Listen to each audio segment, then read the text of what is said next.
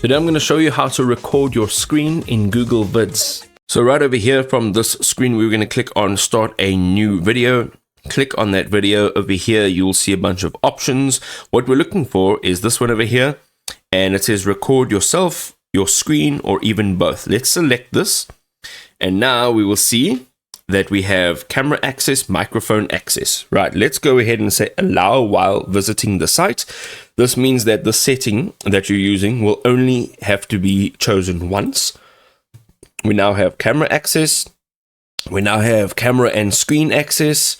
Here you will choose what exactly you would like to capture. So for now, I would like to say entire screen. Click on share. Over here, you'll see your camera and this is your screen. Over here, you can only use your screen. So let's click again, entire screen, and share.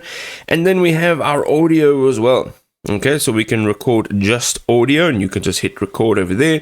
You can also have a script uploaded. So if we're looking for just our screen, just go ahead here, click on entire screen and click on share. You're now sharing your screen. You'll be able to move this about.